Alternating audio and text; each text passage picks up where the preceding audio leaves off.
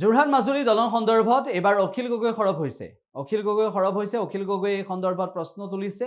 কেতিয়া সম্পূৰ্ণ হ'ব দলং, কেতিয়া দলঙৰ কাম ভালদৰে চলিব, অখিল গগৈ প্ৰশ্ন কৰিছে। 2026 বিজেপিক পৰাস্ত কৰিবলৈ বিৰোধী যে একত্ৰিত হ'ব সেই কথা অখিল গগৈয়ে আজি আকৌ এবাৰ ক'লে মাজুলীত। আমি দেখিছোঁ যে ইয়াতে যোৰহাট আৰু মাজুলী সংযোগী আমাৰ সকলোৰে, বিশেষকৈ মাজুলীবাসীৰ আটাইতকৈ আকাংক্ষিত সপোনৰ যিখন আপোনাৰ দলং, সেই দলংখন এতিয়া বন্ধ হৈ আছে। আমি চৰকাৰক দাবী উত্থাপন কৰিছোঁ যে এই দলংখন অতি সোনকালে আকৌ পুনৰ কাম আৰম্ভ কৰিব লাগে। আজি যেতিয়া আহি থাকোঁতে দেখিছোঁ যে এই দলংখনৰ কেইবাটাও খুঁটা ইতিমধ্যে ৰডবিলাক চোৰেৰে কাটি লৈ গুচি গৈছে। কেইদিনমানৰ আগতে আজি কেইমাহমানৰ আগতে যোৰহাট লোকসভা নিৰ্বাচনৰ পাছতে, একমাহমানৰ পাছতে, যেতিয়া দিল্লীৰ পৰা দিল্লীৰ পৰা আহি থাকোঁতে এৰোপ্লেনত যেতিয়া একেলগতে এজন মোৰ মন্ত্ৰীও বহিছিলে, আমি একেলগতে যেতিয়া বহিলোঁ, প্লেইনত তেওঁ মন্ত্ৰীজনে ক'লে, অসমৰ এজন জ্যেষ্ঠ মন্ত্ৰী, তেখেতে মোক ক'লে যে এই যোৰহাট আৰু মাজুলী সংযোগী দলংখন আৰু নহয়। মই ক'লোঁ কেলৈ নহয়? ক'লে নাই, আমিতো গোটেই মানুহখিনি উঠাই লৈ গ'লোঁ, কোম্পেনীটোক উঠাই লৈ গ'লোঁ। মই ক'লোঁ কেলৈ উঠাই লৈ গ'ল? কৈছে না, মাজুলী মানুহেতো আমাক বেছি ভোট নিদিলে ন MP ইলেকশ্যনত।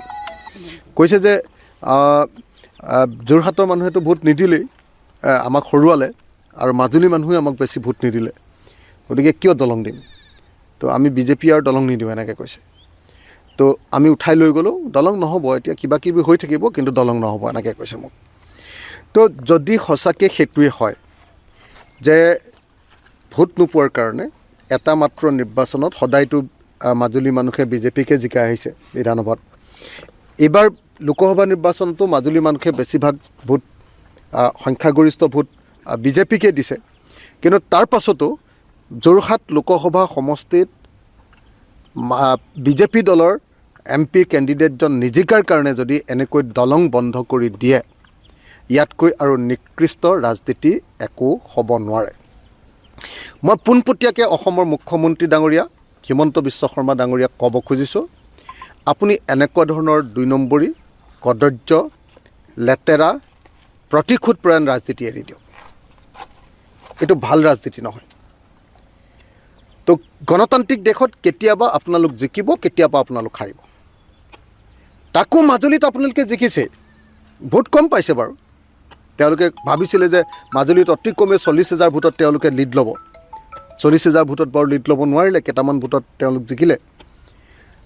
গতিকে এই মুহূৰ্তত মই সেইকাৰণে স্পষ্টকৈ ক'ব খোজোঁ যে আজি বিজেপি চৰকাৰে মাজুলী আৰু যোৰহাট সংযোগী দলংখন ইচ্ছাকৃতভাৱে, ষড়যন্ত্ৰমূলকভাৱে মাজুলীৰ মানুহক শিক্ষা দিবৰ কাৰণে, যোৰহাটৰ মানুহক, যোৰহাট লোকসভাৰ মানুহক অপকাৰ কৰিবৰ কাৰণে, উজনি অসমৰ মানুহক দিগদাৰ দিবৰ কাৰণে এনেকৈ বিজেপি দলে যোৰহাট আৰু মাজুলী সংযোগী দলংখন বন্ধ কৰি ৰাখিছে। মই অসমৰ মুখ্যমন্ত্ৰীক এই দলংখন পুনৰ আৰম্ভ কৰিবৰ কাৰণে দাবী উত্থাপন কৰিছোঁ। ৰাজনীতি নহয়, আমি দেখিছোঁ যে তেওঁ ৰাজনীতি কৰে, তেওঁ এনে দলং আমুক হৈছে, তামুক হৈছে, ভুচুক হৈছে কৈ আছে, কিন্তু এতিয়ালৈকে আমি টেণ্ডাৰ বা নিবিদা আহ্বান কৰা দেখা নাই। ইয়াৰ যিটো কোম্পেনী, এই কোম্পেনীটো গুচি গ'ল। আমি আগতে জানিছিলোঁ যে এখন দলং নহ'বগৈ, কাৰণ যিটো পইচা দিছিলে সেই পইচাটো এই গোটেই দলংখন নিৰ্মাণৰ কাৰণে যথেষ্ট নহয়। যি সময়ত আপোনালোকে নিজে দেখিছে যে মুখ্যমন্ত্ৰী হিমন্ত বিশ্ব শৰ্মাই নিজৰ সমষ্টিৰ কাৰণে ফেঞ্চি বজাৰৰ পৰা, ভৰলুমুখৰ পৰা তেওঁলোকৰ উত্তৰ গুৱাহাটীলৈ যেতিয়া দলংখন বনাইছে, তাত 2200 কোটি টকা দিছে, আৰু আমাৰ এই দলংখনৰ কাৰণে অকল 900 কোটি টকা দিছে। আপোনালোকে নিশ্চয় এইটো কথা জানে যে মাজুলী আৰু যোৰহাটৰ মাজৰ এই ব্ৰহ্মপুত্ৰৰ দূৰত্ব বহুত বেছি, কিন্তু গুৱাহাটীত ব্ৰহ্মপুত্ৰৰ দূৰত্ব 1 কিলোমিটাৰ, খুব বেছি 1.5 কিলোমিটাৰ দলংখন বনাব লাগিব গুৱাহাটীত, ইয়াত কিন্তু বনাব লাগিব 6-7 কিলোমিটাৰ। গতিকে এনেকুৱা স্থলত ইয়াত কেৱল 900 কোটি টকাৰে এখন দলং নিৰ্মাণটো অসম্ভৱ, আৰু দলংখন যাতে নিৰ্মাণ নহয় তাৰ কাৰণে এনেকুৱা ধৰণৰ ৰাজনীতি কৰি আছে, আৰু আচলতে তেওঁলোকৰ দলং নিৰ্মাণৰ আন্তৰিকতা নাই। সেইকাৰণে মই এই মুহূৰ্তত দুজন মানুহক ক'ব খুজিছোঁ। এক নম্বৰ মানুহজন হ'ল হিমন্ত বিশ্ব শৰ্মা, যি কুটিল ৰাজনীতি কৰি এই দলংখন নিৰ্মাণৰ কাম আধৰুৱাকৈ বন্ধ কৰি দিছে। আৰু দ্বিতীয় মানুহজন হ'ল সৰ্বানন্দ সোণোৱাল ডাঙৰীয়া, যাক দুবাৰকৈ মাজুলীৰ মানুহে জয়ী কৰিছে, তেখেতক মুখ্যমন্ত্ৰী পাতিছে মাজুলীৰ মানুহে।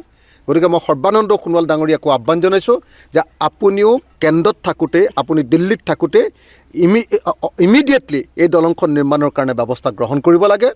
আপুনি গাডকাৰী ডাঙৰীয়াৰ লগত, কেন্দ্ৰীয় চৰকাৰৰ লগত আলোচনা কৰি অতি সোনকালে এই দলংখন নিৰ্মাণৰ কাৰণে টেণ্ডাৰিঙৰ ব্যৱস্থা কৰিব লাগে আৰু অতি সোনকালে কাম আৰম্ভ কৰাৰ ব্যৱস্থা কৰিব লাগে। মই মুখ্যমন্ত্ৰী হিমন্ত বিশ্ব শৰ্মা আৰু প্ৰাক্তন মুখ্যমন্ত্ৰী সৰ্বানন্দ সোণোৱাল দুইজনকে এই দাবী উত্থাপন কৰিলোঁ।